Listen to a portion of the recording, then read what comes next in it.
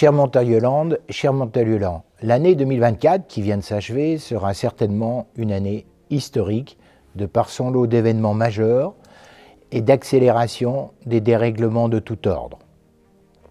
2024 a vu la poursuite de la guerre en Ukraine avec des conquêtes territoriales relatives de part et d'autre, avec d'un côté des aides militaires accrues en provenance des États-Unis et de l'autre des renforts provenant de la Corée du Nord afin de couvrir des pertes humaines importantes. L'année 2024 a profité à la Russie, son armée ayant progressé en territoire ukrainien de près de 4000 km², soit 7 fois plus qu'en 2023. Le président ukrainien a déclaré dans ses vœux que l'Ukraine devrait se battre en 2025 sur le champ de bataille, mais aussi à la table des négociations pour mettre fin à près de 3 années d'invasion russe. 2024 a vu l'affirmation d'une puissance régionale au Moyen-Orient. Au prix d'une répression sans retenue, l'État d'Israël a anéanti le Hamas pro-iranien dans la bande de Gaza. Il en a fait de même avec le Hezbollah libanais, en détruisant toutes les bases avancées et ses combattants dans le sud Liban. L'affaire des Beeper et la neutralisation du leader de cette milice chiite ont assis la supériorité militaire et technologique de l'État hébreu vis-à-vis de l'Iran. La chute du régime de Bachar el-Assad en Syrie, concomitante à l'événement précédent, a permis, de façon discrète, à l'État d'Israël d'effectuer pendant quelques jours des frappes souterraines.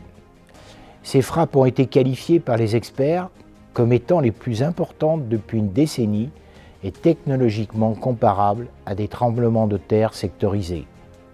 Les infrastructures visées, entrepôts souterrains de munitions, de missiles sol-sol, d'armes chimiques, étaient supposées servir d'arsenal logistique pour des acteurs soutenus par l'Iran, tels que le Hezbollah. L'Iran se trouve en cette fin d'année 2024 très affaibli.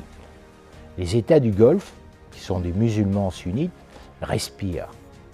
Israël a fait le job, par procuration, pour le monde occidental et la péninsule arabique. Le choc des civilisations se poursuit.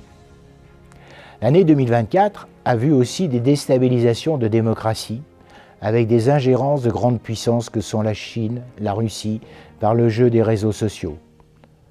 Je ne citerai que la Géorgie, la Roumanie, la Nouvelle-Calédonie comme exemple proche. 2025 déterminera si la démocratie vit ou meurt, alerte Maria Ressa, journaliste philippine, prix Nobel de la paix. Le monde actuel est un bois sec prêt à s'embraser.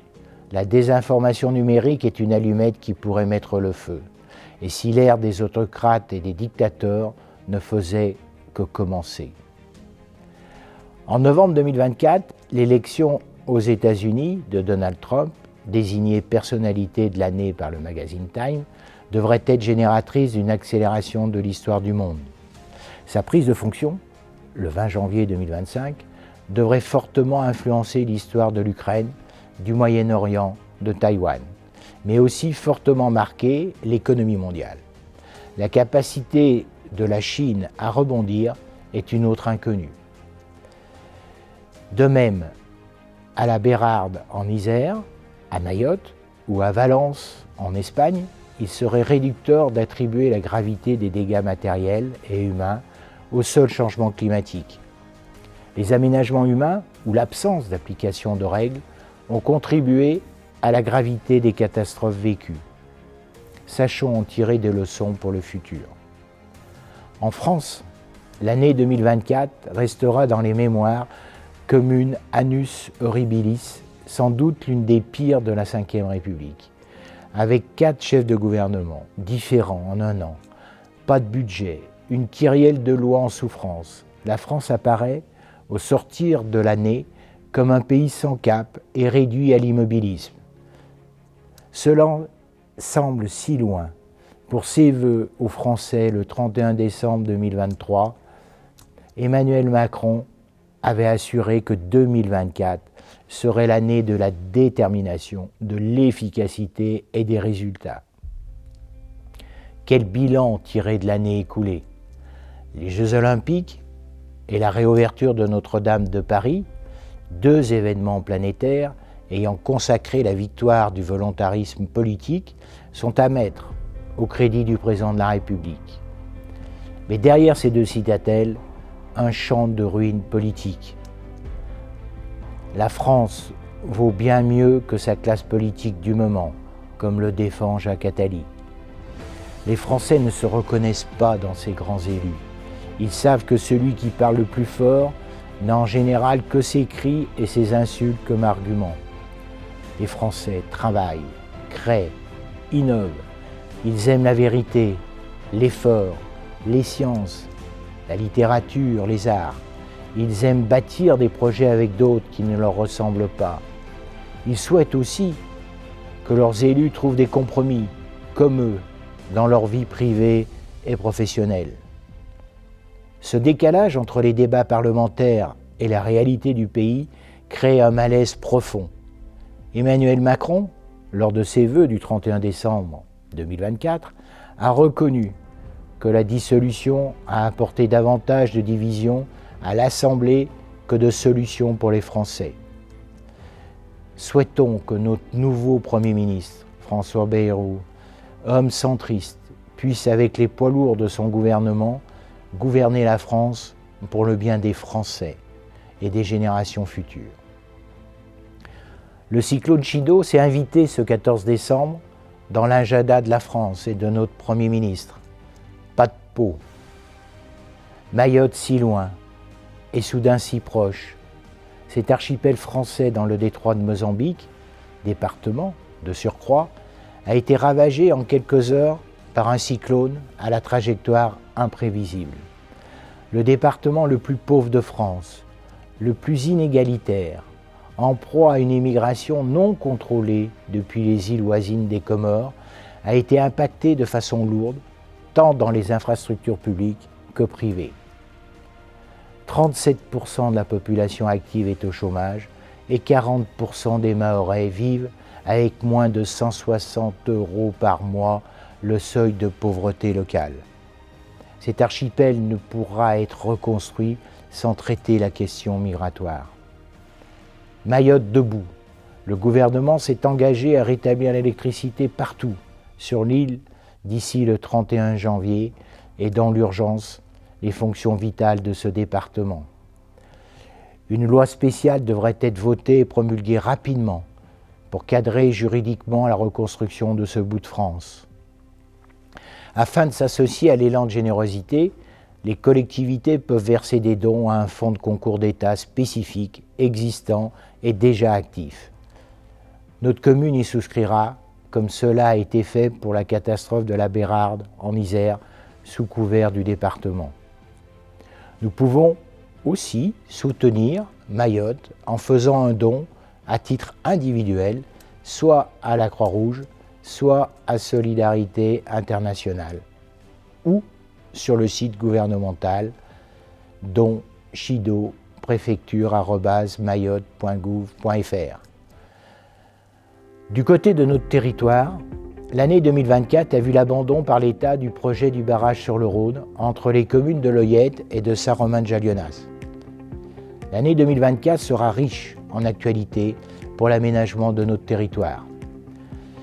D'abord, du côté de la centrale du Bugey, où les projets de construction des 2 réacteurs pressurisés européens, EPR, vont entrer dans une phase de débat public entre le 24 janvier et le 15 mai 2025. Les retours sont attendus pour le mois de juillet et la décision de construction du cours du mois d'octobre cette année. Ces unités devraient être opérationnelles en 2040. D'ici là, plus de 8000 personnes travailleront à la réalisation de ces EPR et forcément impacter notre territoire de par leur présence et leur déplacement. Le débat est donc ouvert entre les élus de l'Ain et de l'Isère sur ces multiples impacts démographiques. Les 2 départements étudient, et j'espère, avec la concertation des élus locaux, la création d'un nouveau pont entre Loyette et Lagnieu à horizon 10 ans. De même, la région aura, collectivité organisatrice des transports, s'est engagée à ce que la liaison par tram entre Crémieux et Mézieux soit opérationnelle en 2030.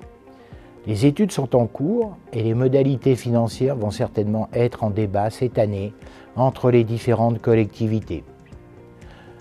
Plus proche de nous, sur notre commune et celle de Bouvesse, nous serons aussi en débat public concernant un projet d'usine sur le site de la cimenterie Vicat, consacré à la décarbonation de la fabrication du ciment. D'abord le contexte général.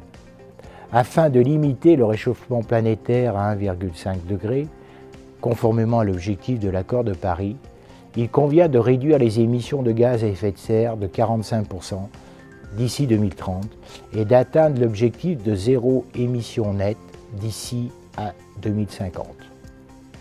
Pour y parvenir à l'échelle française, la stratégie nationale bas carbone, introduite pour la première fois en 2015 par la loi de transition énergétique, fixe les orientations vers une économie décarbonée dans tous les secteurs d'activité.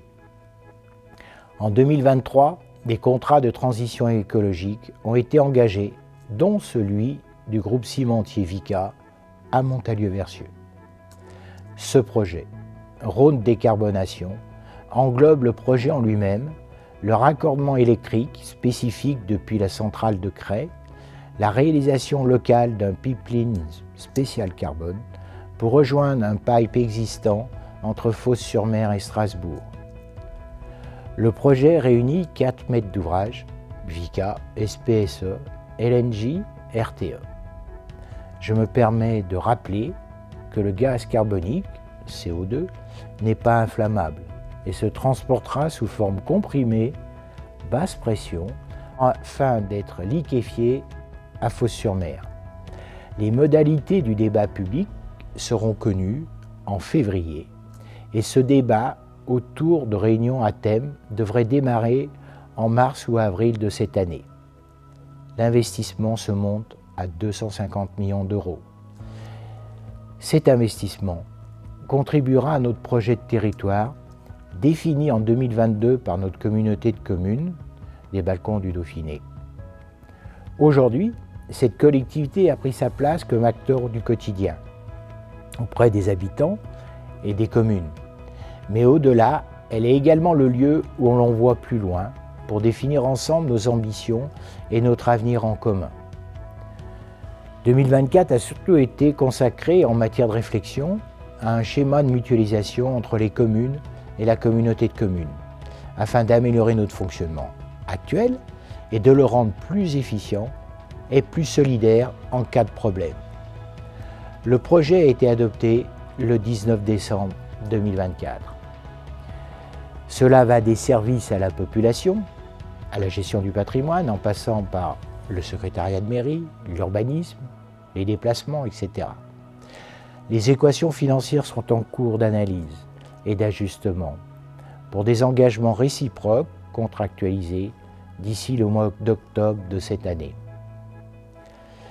À l'échelle de notre commune, je vais vous laisser le soin de découvrir en images les réflexions majeures pour 2025. Mais sachez que cet exercice 2025 sera prudent compte tenu de la situation financière de notre État.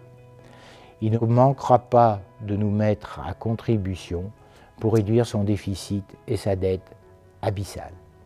Bonne vision.